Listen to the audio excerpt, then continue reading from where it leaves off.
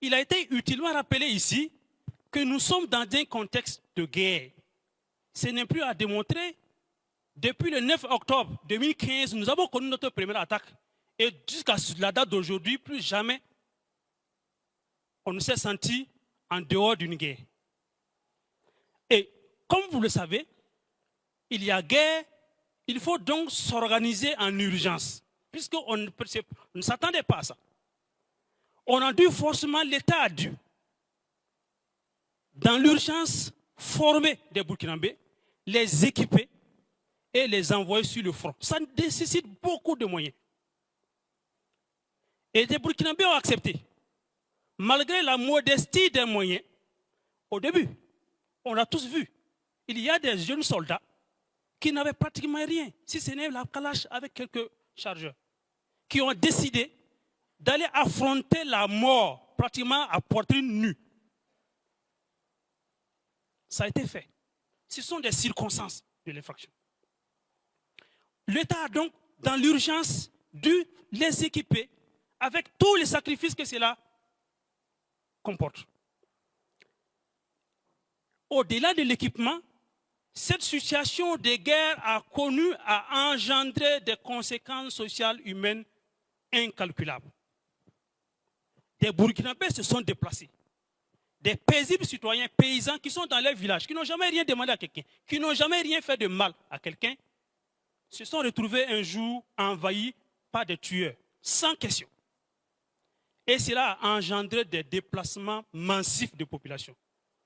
Des milliers de Burkinabés, voire des millions de Burkinabés ont dû fuir leur habitat, laissant derrière eux tout. Évidemment les biens, mais souvent, très souvent aussi des vies, et aussi leur dignité pour ceux qui ont réussi à fuir.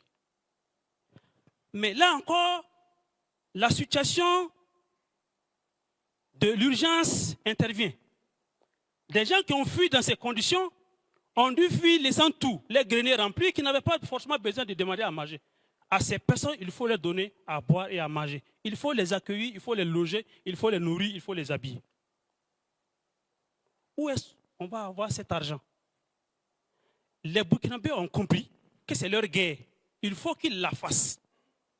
Il faut qu'ils trouvent les moyens pour équiper ceux qui vont au front, de telle sorte que le soldat qui va au front, laissant son épouse et ses enfants derrière, sache que derrière lui, il y a des gens qui sont en ville ou ailleurs, qui sont en train de s'activer pour apporter le secours et la solidarité à ces personnes. Ça donne le moral. Ces personnes qui ont fui, n'ayant plus rien, il est important que nous autres Burkinabés qui avons la chance encore d'avoir à manger, de partager ce que nous avons avec eux. Il est important pour l'État de prendre en charge ces personnes. Et les Burkinabés ont compris. Lorsque l'appel a été fait, tout le monde a contribué. De nos grands commerçants aux commerçants les moins grands. De nos opérateurs économiques, des fonctionnaires, des travailleurs du privé, de nos mamans vendeuses d'oranges, dont souvent le chiffre d'affaires par jour ne dépasse pas 1000 francs. Chacun a enlevé quelque chose de lui. Chacun a consenti un sacrifice pour qu'ensemble on puisse porter cette nation en vie. Voilà les circonstances dans lesquelles il a été mis en place un ministère, le ministère de l'action humanitaire. Je pense, je peux me tromper, que le mot humanitaire n'existait pas avant. C'est plus tard qu'on a introduit ça. C'est un mot, c'est un lexique de guerre. On est en guerre. Et on a pu avoir le peu qu'on pouvait avoir. Et on a confié ça à des agents, notamment au chef Ténian et aux 3 autres. Pour ce qui les concerne, bien entendu, de gérer et d'apporter à manger à ceux qui ont faim. Monsieur le Président, il me paraissait important de revenir sur ces éléments. Et c'est dans ces circonstances où chaque centime compte. C'est dans ces circonstances que eux, M. Ténian, M. Ouedraogo Salifou, Bayoulou Philippe et Dame Tarpaga Ouedraogo Petrini n'ont pas trouvé mieux que d'arracher la nourriture à ces pauvres populations qui ne demandent qu'à manger. Et vous le savez très bien, ce n'est pas de gaieté de cœur qu'un père de famille aille s'aligner pour avoir à manger. Au-delà de l'aspect physique, de la faim haute, là, c'est une question d'honneur qui est là. Mais même avec ça, on a pu leur arracher la nourriture pour aller faire des investissements, pour aller se payer des véhicules de luxe et aller envoyer des gens dans les lieux saints. Ce n'est pas admissible. Et donc c'est dans ces circonstances que les faits ont été commis. La loi parle de circonstances de l'infraction. Nous pensons que ce sont les circonstances que vous devez prendre en compte au moment de la détermination des peines. Mais ce n'est pas seulement le seul élément qu'il faut prendre en compte. Il faut aussi prendre en compte, bien sûr, j'ai dit, le fait que ce soit déjà des Burkinabés d'une certaine catégorie et qui pouvaient être à l'abri du besoin. Ils n'avaient pas à venir grouper le repas avec ceux qui sont dans le dénuement. L'autre élément, l'autre circonstance à prendre en compte, c'est le fait qu'on soit à un montant aussi élevé. Plus de 5 milliards qui a été détourné par les quatre. 5 milliards connus. Peut-être qu'il y a d'autres qu'on n'a pas pu connaître. Des mémoires d'hommes, je n'ai pas connaissance, en tout cas pour ce qui concerne le pôle, je n'ai pas connaissance que pour les faits de deniers publics, on soit à autant de milliards sortis. Donc, cette circonstance du montant est aussi une circonstance à prendre en compte dans la détermination de la peine. Autre élément de circonstance de l'infraction, c'est la période sur laquelle les faits se sont déroulés. Alors, le chef Téyan, vous l'avez entendu, dit avoir commencé à gérer le compte au cours de l'année 2018. Mais il vous a rappelé, Monsieur le Président, honorable membre du tribunal, que lui-même a participé à une opération de détournement de carburant de plus de 100 millions en 2017. Donc, de 2017 à la date d'aujourd'hui, ça fait environ 7 ans que cette pratique perdure. Et nous pensons que la durée sur laquelle les pratiques se sont perdurées, cette durée aussi doit être prise en compte dans la détermination de la gravité, j'allais dire de l'extrême gravité des faits. Monsieur le Président, et ça ne s'arrête pas là, sur les circonstances de l'aggravation. Nous l'avons bien tantôt dit, mais c'est surtout la destination qu'on a fait de l'argent. Comment on peut aller prendre la nourriture dans ces situations pareilles pour aller la distribuer à des animaux? Comment on peut aller prendre ce qui revient de droit au PDI, aux personnes déplacées internes, qui a fait l'objet de cotisations de tous les Burkinabés, de l'intérieur comme ceux de l'extérieur? Ça aussi, il faut le rappeler. L'argent, ça vient des Burkinabés d'ici, mais il y en a qui sont Burkinabés d'ailleurs, qui ont senti la nécessité de contribuer. De dehors, ils ont envoyé leurs contributions. Et bien entendu, des amis du Burkina. On ne peut pas admettre que des Burkinabés puissent aller prendre autant d'argent pour aller mettre dans autant de futilités. Alors, ce sont des faits extrêmement graves. Mais nous savons que lorsque les conseils des prévenus vont venir prendre la parole, leur argument, en premier lieu, c'est l'argument du pardon. Ah, Monsieur le Président, nous demandons pardon. Ça a commencé. Ils vont revenir sur ça.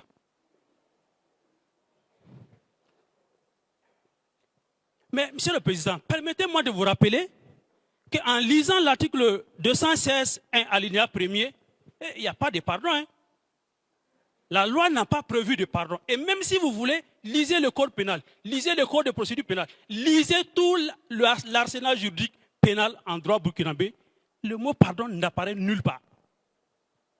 Donc, Monsieur le Président, ce ne sera pas à vous, je pense, de prendre en compte un élément qui n'est pas pris en compte par le législateur.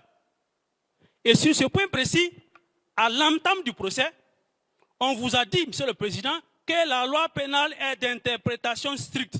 Nous avons vite fait en son temps de dire non, non, non, c'est pas la loi.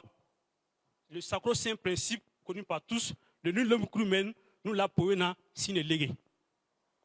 On le connaît. Donc il n'est pas pour nous, Monsieur le Président, question de prendre en compte un quelconque pardon qui viendra être professé devant votre bar. Parce que ce n'est pas prévu par la loi.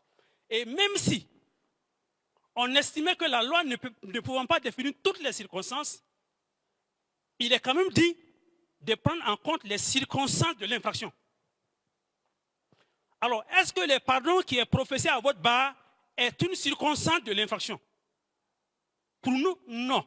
La circonstance de l'infraction, c'est celle qui a existé, soit avant, soit au moment de la commission de l'infraction. Pas après, surtout pas là-bas. Donc, si pardon il y a, si circonstance il y a, le pardon, là encore, ne peut pas être pris en compte dans la détermination de la peine. Et le ministère public estime que vous n'allez pas faire droit donc, à cette demande de pardon. Monsieur le Président, sur le point du droit, comme je vous l'ai dit, le pardon ne peut pas prospérer. Mais sur d'autres points, on peut le dire, nous sommes burkinabés, nous sommes faits aussi de nos cultures et de nos traditions. Il peut vous arriver de prendre en compte ces éléments qui ne sont pas des éléments de droit. Ce que j'aurais appelé les éléments d'ordre factuel ou même d'ordre moral. Chez nous, on dit qu'il faut toujours pardonner. Mais là encore, je vous questionne. Est-ce que le tribunal serait prêt à offrir les pardons à celui qui a décidé de prendre, comme je l'ai dit tantôt, le repas de ce petit garçon qui est en train de pleurer la nuit devant sa mère, qui n'a rien à lui donner et sachant que son enfant va dormir de faim. Et que celui qui prend la nourriture à ce petit garçon, à cette petite fille, pour aller donner à 23 canards sauvages. Est-ce que là, si pardon il y a, on doit pouvoir le prendre en compte? Le ministère public pense que non. Il n'en est de même pour celui qui prend cet argent pour aller se réaliser. Ça a été dit à la barre que j'ai pris parce que je voulais me réaliser. Ah bon? L'argent de l'État, l'argent des orphelins, des veuves, des vulnérables. Et vous prenez ça pour aller construire. Ce n'est pas admissible. Il en est de même, bien entendu, pour tous les autres. Dame Tarpaga, qui a pris l'argent de ces veuves-là, de ces orphelins, pour aller s'acheter une rutilante RAV4. Qu'elle continue de rouler jusqu'à ce que l'enquête commence. Nous pensons que c'est des faits factuels, du point de vue factuel, du point de vue moral, ne doivent pas être acceptés.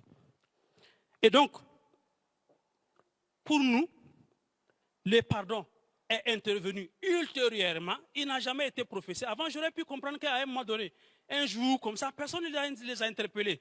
Et pris de mauvaise conscience, de bonne conscience, j'allais dire, ils ont dit, ah, ce que nous on fait là, c'est pas bon. On va aller se dénoncer et puis demander pardon. S'ils l'avaient fait de manière spontanée, à la limite, on peut le dire. Ils ne l'ont pas fait. Et ils ont fait des pieds et des mains jusqu'à ce qu'on soit là-bas. S'ils viennent demander pardon à l'étape d'aujourd'hui, rejetez, s'il vous plaît, monsieur le président, cher membre du tribunal, cette demande de pardon. Parce que pour nous, cette demande de pardon porte en elle-même l'ensemble des germes de son insuccès et vous n'irez pas dans ce sens. Vous n'irez pas dans ce sens. Alors, ils vont certainement revenir sur... Je finis sur le point du pardon. Je prends un peu au mot le conseil du RELAC qui avait dit que, voilà, il pouvait arriver qu'on pense à un découragement dans la lutte contre la corruption et les infractions assimilées et qu'il ne fallait pas donc céder au découragement et il prenait en image celui qui pousse la barque qui va sur la colline et qui redescend et qui continue de faire la même chose sans se décourager. Ça me fait penser, mais à une autre chose. Ça me fait penser à une mythologie, la mythologie grecque. Je ne sais pas si vous connaissez, c'est Ixion. C'est l'un des plus grands criminels de la mythologie grecque. Alors, permettez-moi, monsieur le président, juste en 2 minutes, ce point. Ixion, qu'est-ce que Ixion a fait? Il a précipité son futur beau-père dans une flamme, dans une fossée enflammée. Alors que c'est lui-même qui l'avait invité à un repas de noces. Zeus, roi de l'univers, l'a réprimé et a décidé de le pardonner. Voilà le pardon. Et pour lui témoigner son pardon, Zeus l'a même invité à un repas olympien où il a mangé l'ambroisie, il a bu le nectar et il a écouté la lyre. Et c'est pendant le festin olympien que Zeus, Ixion n'a pas trouvé mieux que de courtiser la femme de Zeus. Comme pour vous dire que la qualité de délinquant primaire, avec la capacité de récidive, peut se déterminer à compter des éléments de la première infraction. Et comme vous le savez, en regardant les prévenus que nous avons eus depuis tout ce temps, pour nous, la possibilité de réitération de l'infraction me semble souffrir d'aucun débat. Au contraire, si vous pardonnez à Cher Tchényan et aux 3 autres, tout ce qui va les préoccuper, pas d'arrêter, mais c'est d'aller recommencer de telle sorte à tirer leçon de ce qui s'est passé. Donc, à ne plus se faire avoir. Voilà pourquoi le ministère public estime que vous allez balayer cette question de pardon, cette question de délinquant primaire. Ça n'en vaut pas la peine. Alors, on va aussi vous dire, Monsieur le Président, qu'on a collaboré. Je suis convaincu que c'est un argument qui va venir. Ah, on a collaboré à la police, on a reconnu les faits devant votre bar, donc demandez-nous, comprenez que nous sommes un bon prévenu. Mais, Monsieur le Président, je vous fais remarquer qu'en fait de collaboration, il n'en est aucune. Vous aurez remarqué que toute la souffrance qu'on a dû entourer pour qu'on puisse enfin aller au fond.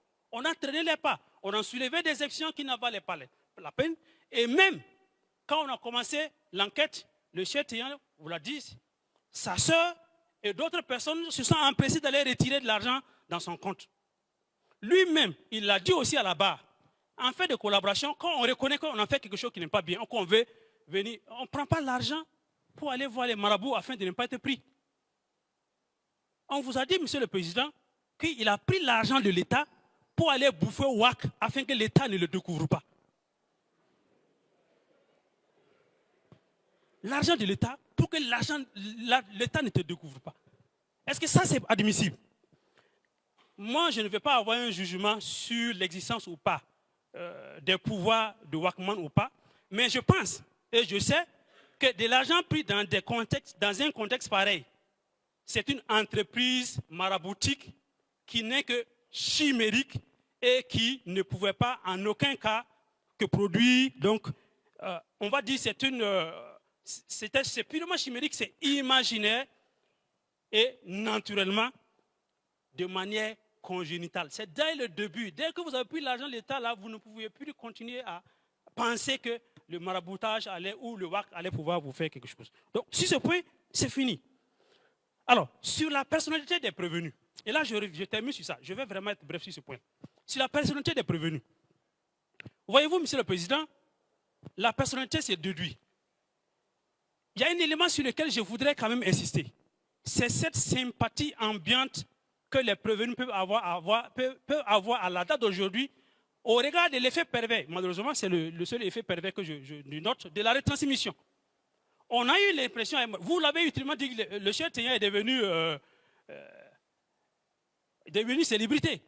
C'est une sympathie normale. C'est l'être humain qui est comme ça, qui voit que lorsque son projet est en difficulté, d'avoir une sympathie normale. Moi, je n'ai pas de problème pour ces Burkinabés qui ont une sympathie à la date d'aujourd'hui pour le Cher Tchényan. Je n'ai aucun problème pour ça. C'est tout à fait humain.